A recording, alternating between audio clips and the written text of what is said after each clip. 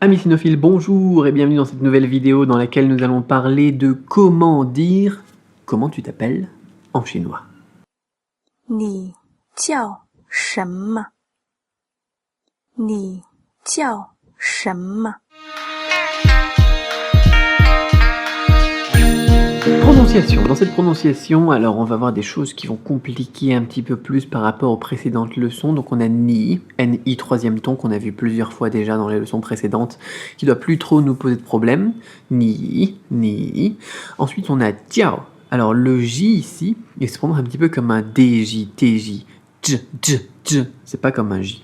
IAO, là on va prononcer IAO comme IAO, avec un O très bref, et un quatrième ton. Tiao. Tiao, tiao, tiao, ni tiao. Shanma, shanma, SH qui va se prononcer comme un CH en français, EN comme EN en français, un, et ME et pas de ton là. Donc shan, on a un deuxième ton qui monte, et le me par contre, ME, et bien alors là c'est le plus simple possible, c'est le plus simple qu'on peut faire, un petit peu comme le ma qu'on a vu précédemment, comme le ne qu'on a vu précédemment. Et bien là le me ici, et bien c'est tout simplement un M et un E qu'on prononce comme ça. Encore une fois, et comme je l'avais dit dans les deux cours précédentes, ou dans les deux cours précédents qui étaient dans les 3 dernières leçons, où il y avait ce genre de situation, enfin bon, peu importe, eh bien on va pas monter en intonation parce que c'est une question comme on ferait en français. Non, on va rester très neutre et faire un me normal. Ni tia, shanma. Très, très utile, très pratique de le faire avec les mains quand on s'entraîne à la prononciation des tons. Ni, ou avec la tête même. Ni tia, shanma, shanma. Ni tia, shanma. Ni tia, shanma. Moi c'est Cédric. Alors, analyse donc du vocabulaire, de l'idée exprimée, de la structure. Ni, vous le savez déjà, c'est tu, toi, toi. Donc, comment tu t'appelles, c'est logique de retrouver le deuxième, donc le pronom personnel sujet. Ensuite, on a le verbe qui est tia. Tia, c'est appeler, crier, interpeller, voilà, tia. On a un élément de la bouche sur la gauche qu'on a eu l'occasion de voir par le passé aussi, enfin dans les précédentes leçons, et un élément phonétique sur la droite. Donc tia, c'est appeler. C'est pas s'appeler au final, c'est s'appeler, appeler. Voilà, on peut appeler quelqu'un, c'est Wotiani, je t'appelle, quoi. Voilà, Wotiani, je t'appelle là, fais gaffe. Viens, on montre pas du doigt. Et ensuite, on a shanma. Shanma, ça veut dire quoi? Eh bien, ça veut dire quoi? J'adore dire ça, moi. Ça veut dire quoi? Ça veut dire quoi? Voilà. Ça veut dire quoi? Vous avez compris, quoi. Donc, en traduction en français, en transcription mot à mot, ça ferait tu, appeler, quoi? Comment tu t'appelles? Important, très très important de noter, c'est qu'en français, nous on dit comment tu t'appelles, et qu'en chinois on dit tu t'appelles quoi?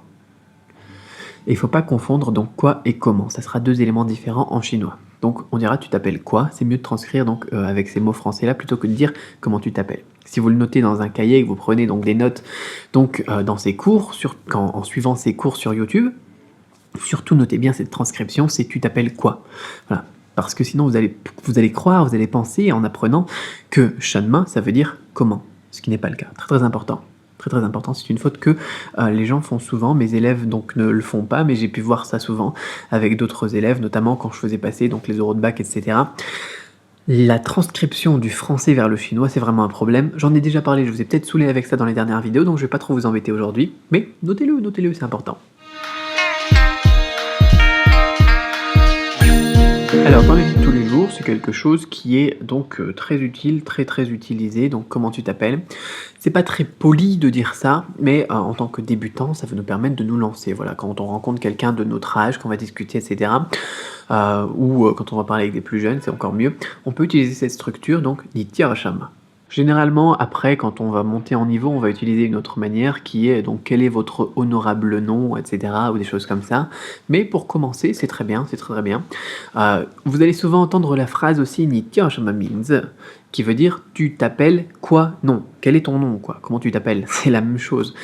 Et du coup, au final, ça va rien changer. C'est pour ça que je vous l'enseigne pas, on n'en a pas besoin tout de suite. Donc le means, la partie nom, et que je vous donne juste le Nitiashama, parce que c'est largement suffisant, et ça vous gênera pas pour comprendre quand on vous dira Nitiashama means, parce que vous connaissez déjà Nitiashama, donc voilà, c'est suffisant. Après, autre chose qui est pratique là-dedans, c'est que le tirachama, eh bien, on va pouvoir l'utiliser dans d'autres choses. Vous voyez quelque chose, je sais pas moi, une pomme sur un étal, et vous voulez apprendre le mot pomme, eh bien, vous pouvez prendre la pomme, montrer au marchand, et puis lui demander tirachama, 叫什么？这个叫什么？ Comment ça s'appelle? Quel est le nom de ça? Comment ça s'appelle? Voilà.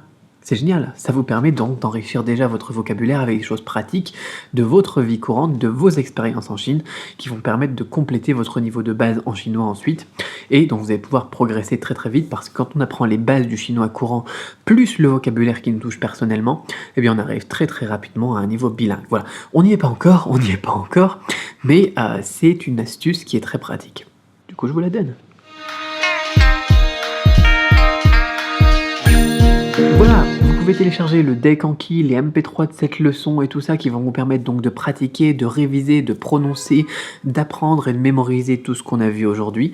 Donc vous avez les liens pour télécharger tout ça et comment est-ce que je vous invite à utiliser tout ça dans la description de cette vidéo.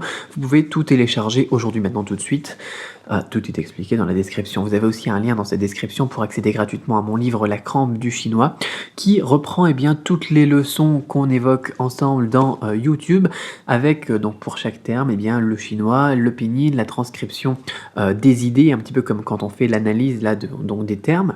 Et en plus une prononciation à la française, dirons-nous, du mot, plus après des points culture, des vidéos complémentaires, etc. Enfin bon, c'est vraiment l'essence, la base, c'est sur ça que j'ai basé les vidéos YouTube, donc il y en a un petit peu plus que sur YouTube, si ça vous intéresse, ou bien alors tout simplement pour réviser aussi ce que vous voyez dans les vidéos au quotidien et avoir un livre papier, ça fait du bien d'avoir un livre papier sur lequel on peut bosser, sur lequel on peut écrire, grafouiller, griffonner, écrire des trucs quoi. Et donc vous avez un lien pour télécharger ça, un lien pour recevoir le livre directement dans votre boîte aux lettres, peu importe où vous êtes dans le monde. Et tout ce que je vous demande, c'est de m'aider à couvrir les frais d'impression et frais de port. Donc une petite participation aux frais qui ne couvre pas en fait d'ailleurs tous les frais d'impression et de port, mais qui me permet donc d'amortir un petit peu la chose, sinon c'est un petit peu violent au vu donc du nombre de demandes qu'il y a pour le livre.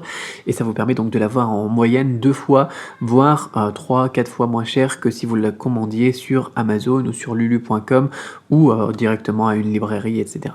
Vous n'avez pas toutes les marges des intermédiaires, ni les frais de port international. Si vous êtes loin de la France, ça c'est moi qui les prends en charge pour vous. J'essaie de partager ça avec le plus de monde possible. Donc si ça vous intéresse, vous avez tous les détails dans la description de cette vidéo. Et voilà, si vous avez trouvé de la valeur dans cette leçon, dans toutes les vidéos que je fais ici, surtout laissez-moi un gros pouce bleu, partagez cette vidéo avec les personnes que ça pourrait aider, donc pour approcher, aborder le chinois d'une manière un petit peu plus ludique, un petit peu plus vulgarisée que ce qu'on peut voir donc généralement. Et abonnez-vous à la chaîne en cochant aussi la petite truc là, la petite boîte, pour être prévenu lorsqu'il y a donc des nouvelles vidéos. Ça s'appelle les notifications. Donc comme ça vous recevrez un email ou une petite notification sur votre téléphone portable dès qu'il y a une nouvelle vidéo. Comme ça vous raterez rien donc de mes cours de chinois, cours de langue et donc après aussi mes petites vidéos du quotidien, notamment sur la culture, l'interculturalité, mais aussi des vidéos spécifiques sur la grammaire, sur tout ça. Enfin bon, je vais pas trop vous saouler. Si ça vous plaît, abonnez-vous. Tout simplement. Sur ce, moi je vous dis à très vite. Bye bye.